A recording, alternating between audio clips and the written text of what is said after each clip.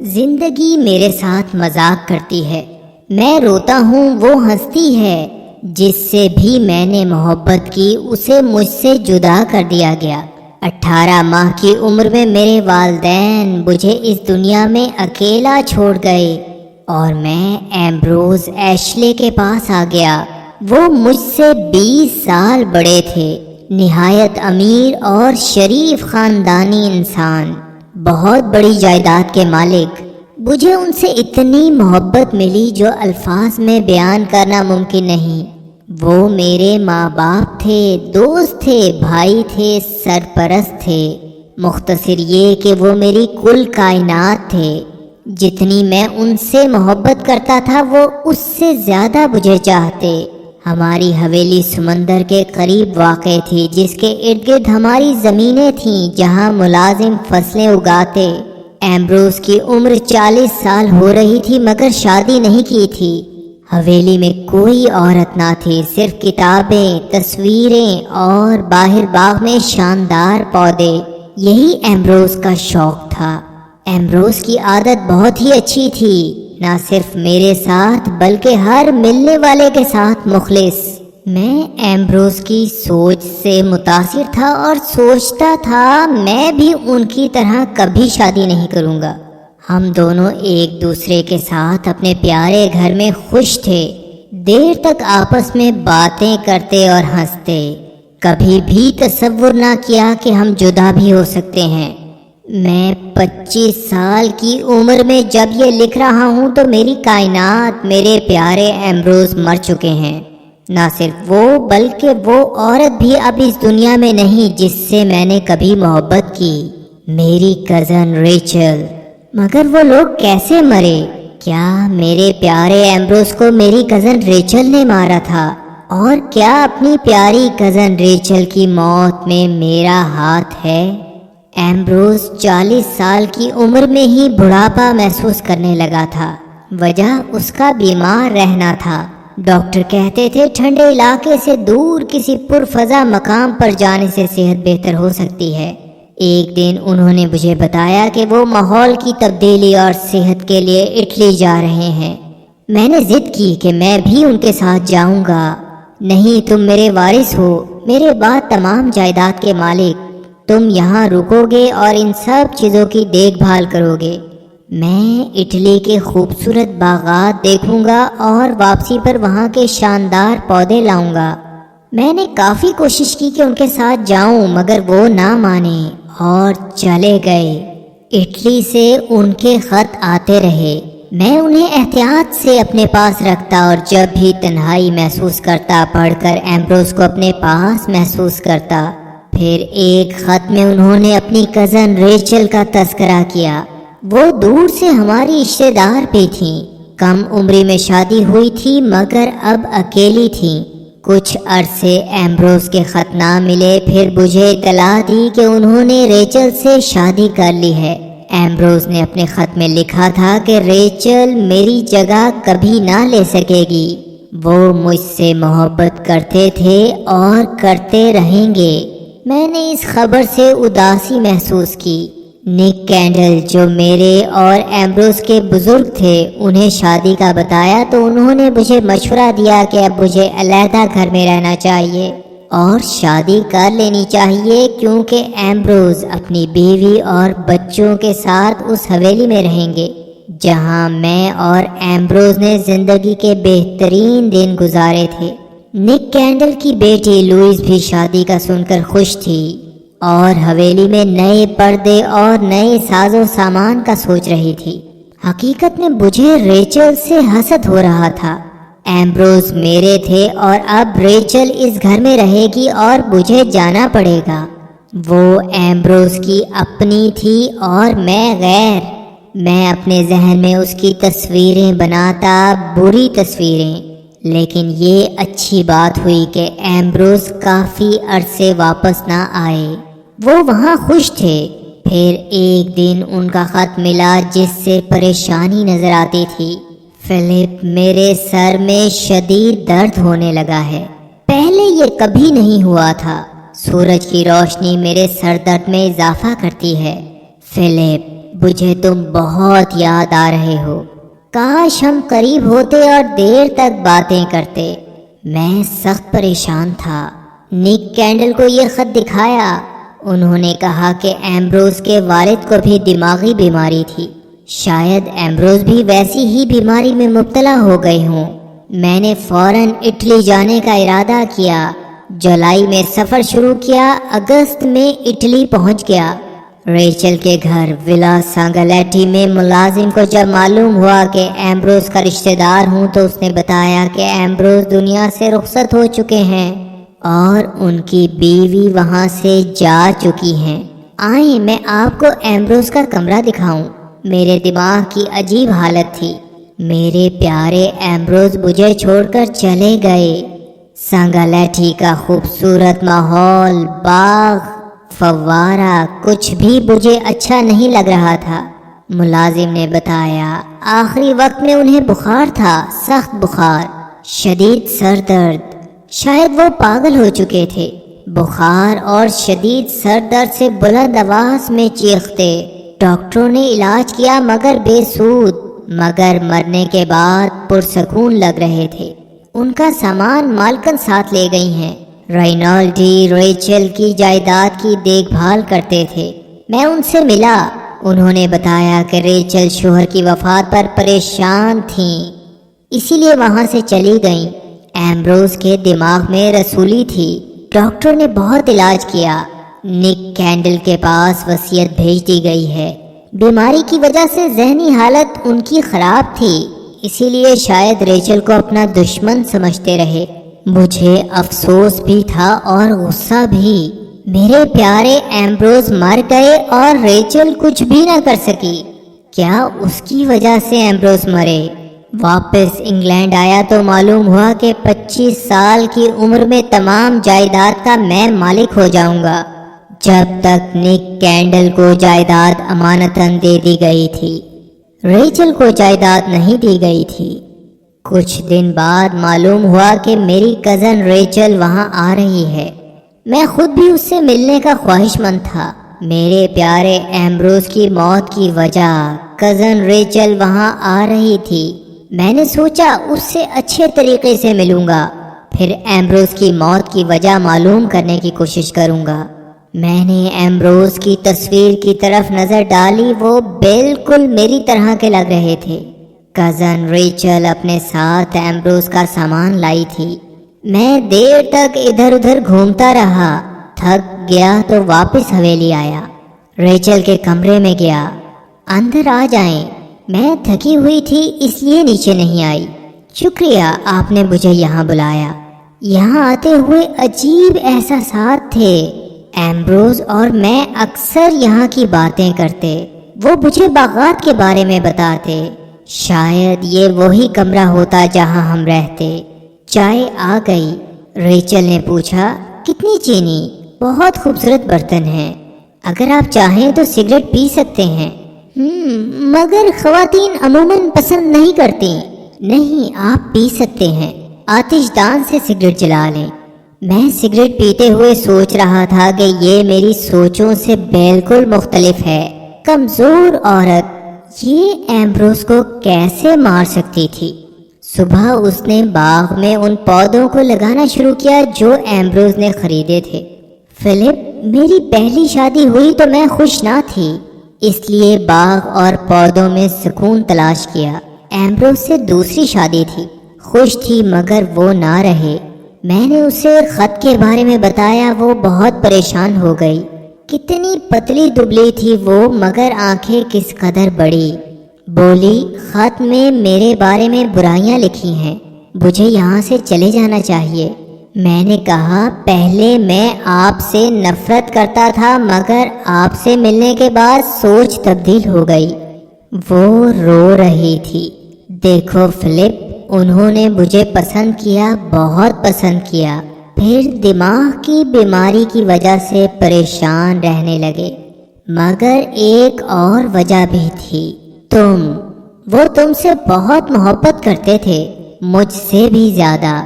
میں نے cousin Rachel سے کہا لوگ برا منائیں گے، آپ یہاں سے نہ جائیں، بلکہ باغ کو آپ کی ضرورت ہے، کہنے لگی تم بالکل ایمبروز کی طرح ہو۔ کتنے غور سے وہ میری آنکھوں کو دیکھ رہی تھی، شاید میرے دل و دماغ کی سوچیں پڑھ رہی تھی۔ لوگ ریچل سے ملتے اور اس کی تعریف کرتے، مگر لوئیز ریچل کو پسند نہ کرتی۔ ریچل سمجھ رہی تھی کہ میں لوئیز سے شادی کروں گا۔ میں نے کہا کہ میرا کسی سے بھی شادی کا ارادہ نہیں۔ میں نے ریچل سے ایک بار پھر کہا کہ اسے یہاں رہنا چاہیے، لوگوں سے ملنا چاہیے، یہاں کرنے کے بہت سے کام ہیں جن سے وہ مصروف رہ سکتی ہے۔ ریچل نے اٹلی سے بہت سے پودے منگوائے اور باغ میں خوبصورتی سے لگوائے۔ میرا ارادہ تھا کہ انہیں کچھ رقم دی جائے۔ نک کینڈل سے درخواست کی کہ وہ رقم ریچل کو دیں مگر میرا نہ بتائیں، مگر ریچل کو اس بات کا علم ہو گیا، سخت ناراض ہوئی۔ میں نے کہا اگر ایمبروز زندہ ہوتے تو کیا آپ کو رقم نہ دیتے؟ ناراضگی ختم ہو گئی، اب وہ رو رہی تھی۔ دوسرے دن اس نے غصہ کرنے کی معافی مانگی اور شکریہ ادا کیا۔ رقم میں نے لے تو لی مگر میں جلد واپس جانا چاہتی ہوں۔ اگر ایمبروز زندہ ہوتے تو کیا آپ کو واپس جانے دیتے؟ وہ احسان مند تھی۔ ٹھیک ہے، میں کچھ عرصے اور یہاں رہوں گی۔ مجھے محبت بھری نظروں سے دیکھا، دونوں ہاتھوں سے میرے چہرے کو پکڑا، پیار کیا اور چلی گئی۔ میری ایسی حالت تھی جیسے خواب دیکھ رہا ہوں۔ باہر گیا تو ریچل کے لکھے گئے 2 خط نظر آئے۔ ایک نک کینڈل کو لکھا گیا تھا جبکہ دوسرا اٹلی بھیجا گیا تھا رائنالڈی کے نام۔ میں سوچ رہا تھا ریچل نے خط میں کیا لکھا ہوگا۔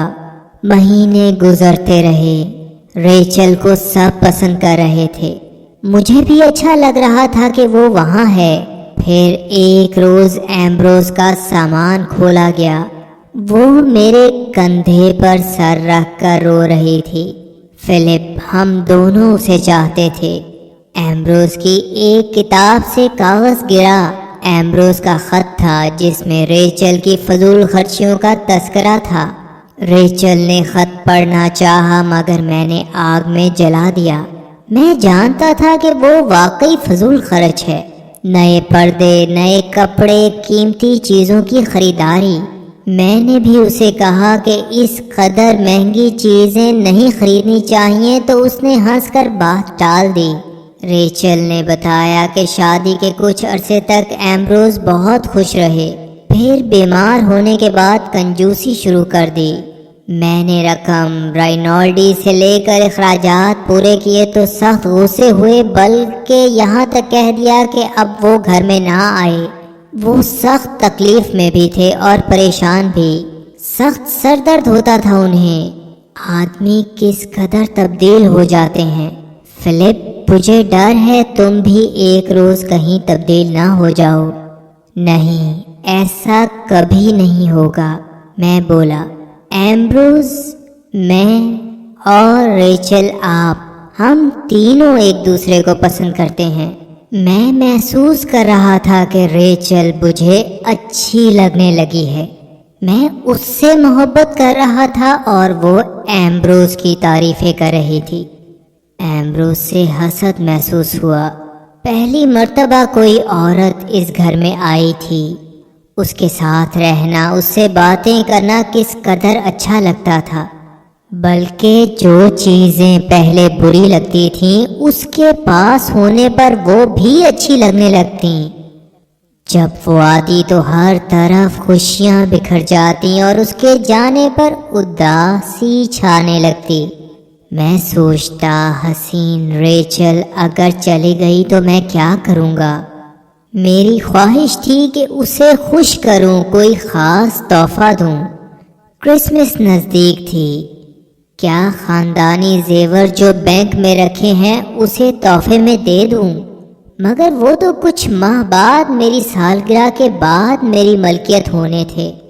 میری ماں نے شادی کے روز وہ پہنے تھے اور میری خواہش تھی کہ اب ریچل وہ پہنے۔ بینک سے اپنی ضمانت پر وہ گھر لے آیا۔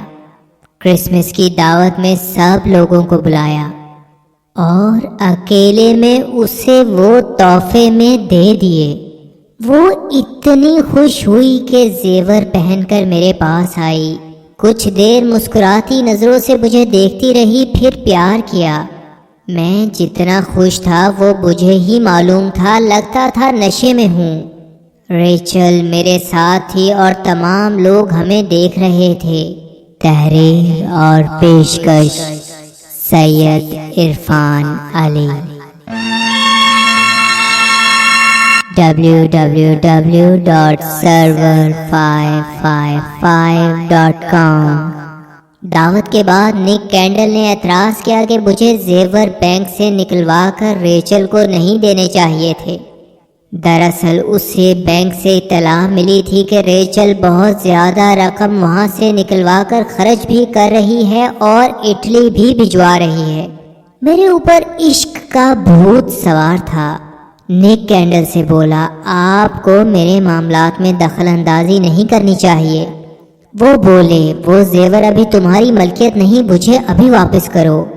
ریچل نے یہ بات سن لی اور زیور انہیں واپس کر دیے۔ ریچل مجھے خوش کرنا چاہتی تھی، مگر میرے دل کا حال اسے شاید معلوم نہ تھا کہ میں نے زیور اسے کیوں دیے تھے۔ میری خواہش تھی کہ تمام دنیا کی دولت اسے دے کر اس کی محبت حاصل کروں۔ اگرچہ مجھے ایک اور خط ملا جو ایمبروز نے موت سے چند ماہ پہلے لکھا تھا۔ ایمبروز باپ بنا مگر بچہ فوت ہو گیا اور ڈاکٹرز نے کہا کہ ریچل اب کبھی ماں نہیں بنے گی۔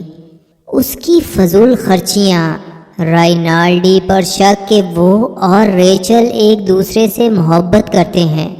اپنے شدید سر درد کے بارے میں لکھا اور اس شک کا بھی اظہار کیا کہ ریچل اور رائنالڈی مل کر اسے مارنا چاہتے ہیں اور زہر دے رہے ہیں، اسی لیے اپنی جائیداد ریچل کو دینے کی وصیت لکھنے سے انکار کرنا۔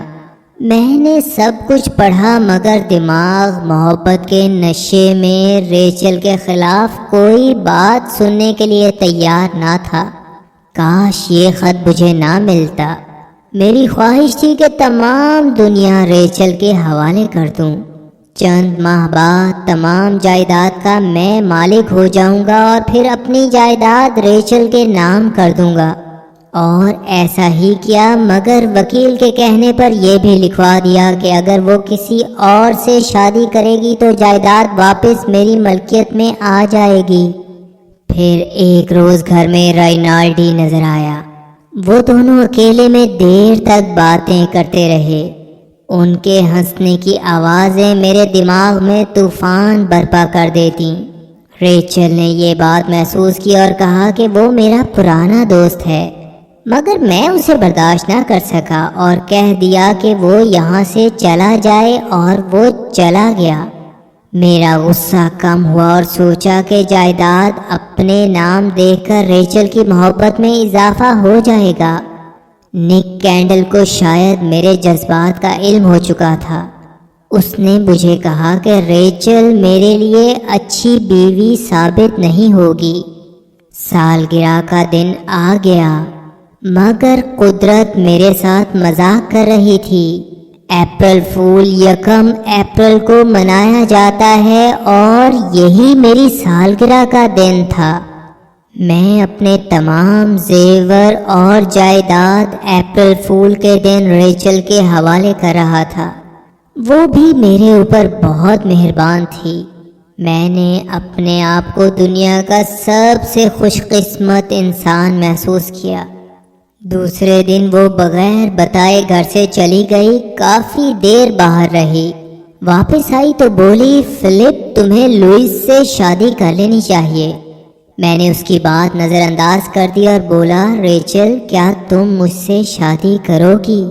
کچھ دیر حیران پریشان مجھے دیکھتی رہی، پھر بولی، بے وقوفانہ بات نہ کرو فلپ، مگر کل رات کی محبت، وہ ان تحفوں کا شکریہ تھا جو تم نے مجھے دیے، جائیداد اور زیور کا شکریہ۔ میں حیران پریشان کھڑا تھا۔ وہ چلی گئی۔ اپریل فول کے دن مجھے بے وقوف بنایا گیا تھا۔ لوئس کو میری حالت کا علم ہوا تو میری مدد کرنے کا فیصلہ کیا۔ مجھے کہا کہ ریچل صرف میری دولت حاصل کرنا چاہتی تھی۔ ابو سے پوچھنے بھی آئی تھی کہ کیا اب وہ واقعی تمام جائیداد کی مالک ہے۔ لوئس چلی گئی۔ ریچل کا رویہ میرے ساتھ اب دوستانہ نہ تھا، دور دور رہتی، ایک لڑکی کو بھی اپنے ساتھ رکھ لیا۔ میری حالت خراب ہو رہی تھی، دماغ میں شدید درد کی لہریں اٹھ رہی تھی، کمزوری محسوس کی اور بے ہوش ہو گیا۔ ہوش آیا، دیکھا ریچل قریب ہے، پھر بے ہوش ہو گیا، پھر ہوش آیا تو پتہ چلا کہ 5 ہفتے بے ہوش رہا۔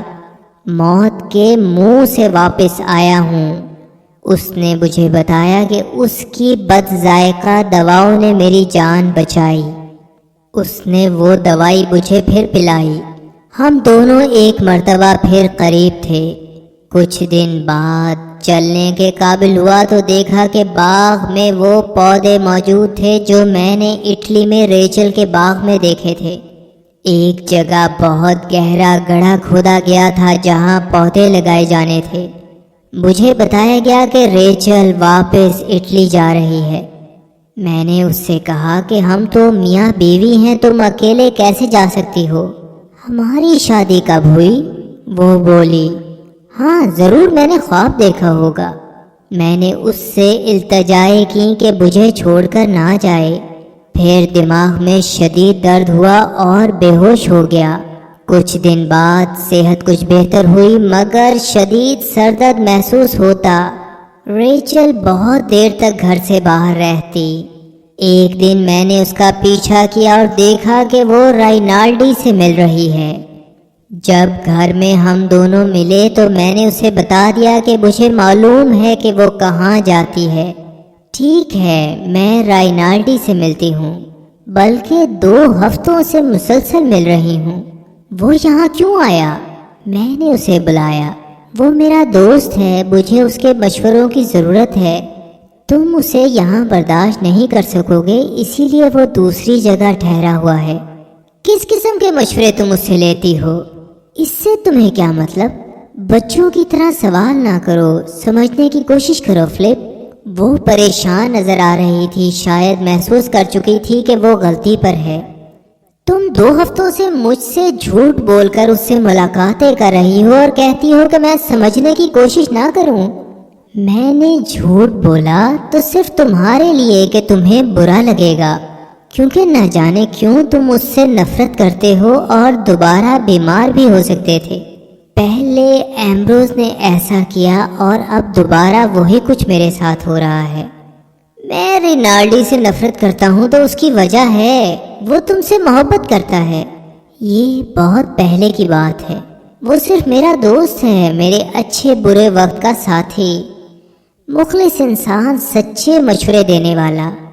اسے میری کمزوریاں بھی معلوم ہیں مگر کبھی تنقید نہیں کرتا۔ اس نے ہمیشہ برے وقت میں میری مدد کی۔ میں نے چیختے ہوئے کہا، اسے کہو واپس چلا جائے ہمیشہ کے لیے۔ جب اس کا دل چاہے گا جائے گا، تمہارے کہنے سے نہیں، اپنی مرضی سے، بلکہ میں اسے اپنی حفاظت کے لیے یہاں بھی بلا سکتی ہوں۔ ایسی جرت کبھی نہ کرنا ریچل۔ جرت کی کیا بات ہے؟ کیا یہ گھر میری ملکیت نہیں؟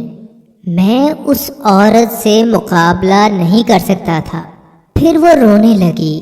میں دوسری مرتبہ تکلیف برداشت کر رہی ہوں۔ آئینے میں مجھے اپنا عکس نظر آیا۔ یہ میں تھا یا ایمبروز؟ مگر وہ عورت تو دونوں کو شکست دے چکی تھی۔ ٹھیک ہے، مگر رینالڈی سے چھپ کر ملاقاتیں نہ کرو، ملنا ہو تو یہاں بلاؤ اور ملو۔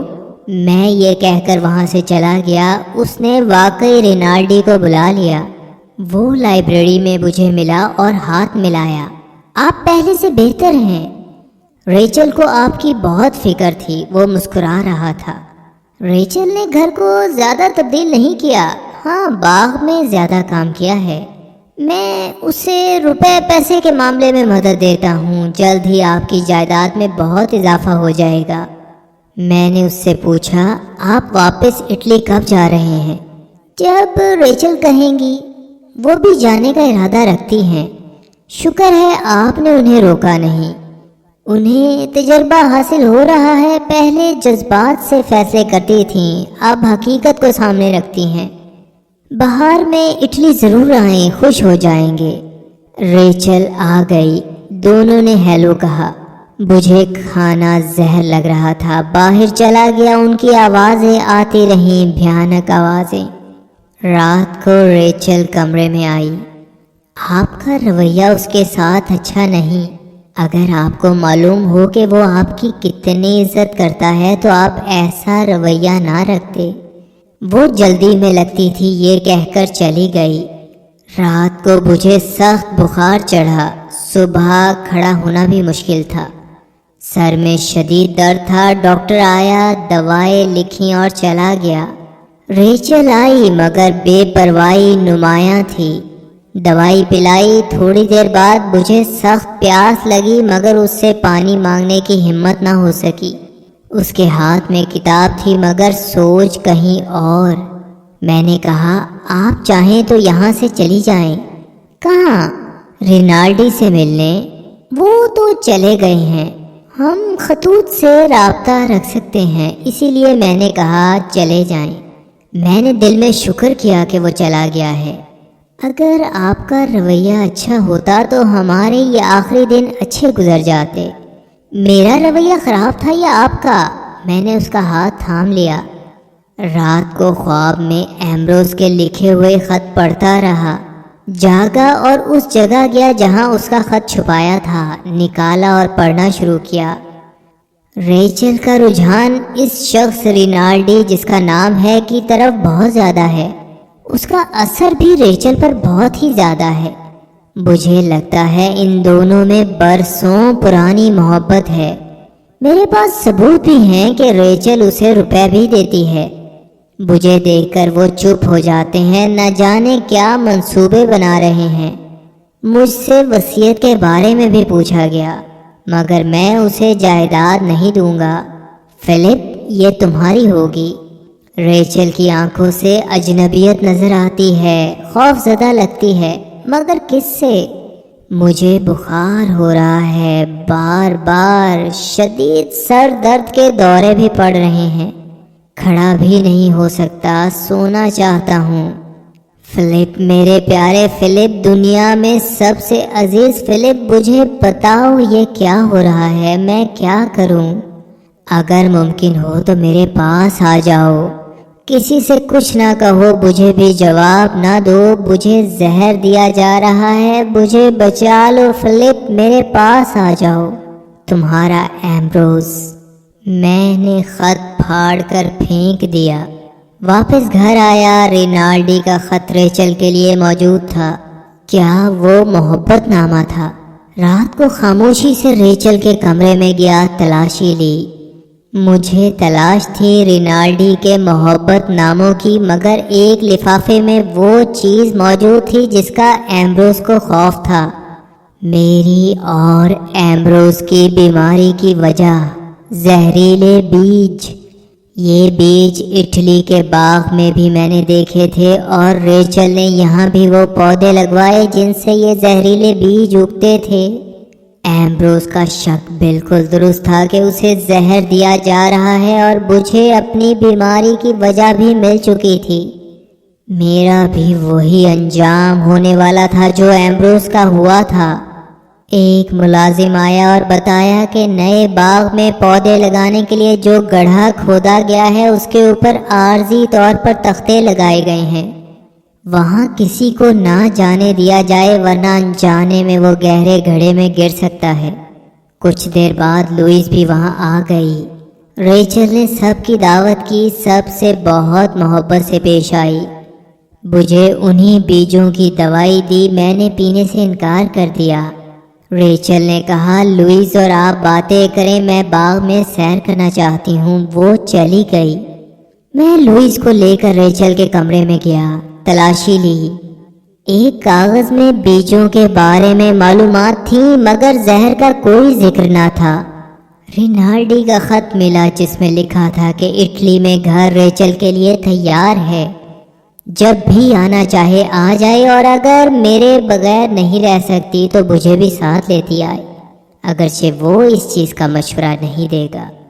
میں تیزی سے تلاش کر رہا تھا اور ثبوت مجھے نہیں مل رہا تھا، اور تلاشی لی تو ایمبروز کی ایک تصویر ملی جس میں چہرے کی تھکن نمایاں تھی۔ تصویر کے نیچے لکھا تھا ریچل کے لیے، صرف اچھے وقت کو یاد رکھنا چاہیے۔ بینک کی رسید ملی جس سے معلوم ہوتا تھا کہ زیور بینک میں واپس رکھوا دیے گئے ہیں۔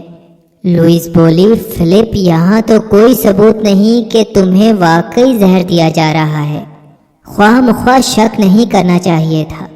ہم ایک دوسرے کو خاموشی سے دیکھ رہے تھے۔ ہاں تم ٹھیک کہہ رہی ہو، میں نے کہا۔ ہم باہر گئے، آدھا گھنٹہ گزر چکا تھا، ریچل واپس نہیں آئی تھی۔ لوئس، گھنٹی کو بجاؤ، ہمیں لوگوں کی ضرورت ہے، یہ کہہ کر میں باغ کی طرف بھاگا۔ جو گہرا گڑھا کھودا گیا تھا اس کے عارضی تختے اینٹوں سمیت نیچے گرے ہوئے تھے، جن کے ساتھ ریچل سخت زخمی حالت میں موجود تھی۔ میں جلدی سے گڑھے میں اترا اور اس کے سرد ہاتھوں کو تھام لیا۔ ریچل، اس نے آنکھیں کھولیں، تکلیف چہرے سے نمایاں تھی۔ میں سمجھا مجھے پہچان رہی ہے، مگر ایک مرتبہ پھر میں ریچل کو سمجھنے میں غلطی کر چکا تھا، کیونکہ اس نے مجھے کہا ایمبروز، اور آنکھیں بند کر لیں۔ اس کے ہاتھ میرے ہاتھوں میں تھے، مگر وہ مر چکی تھی۔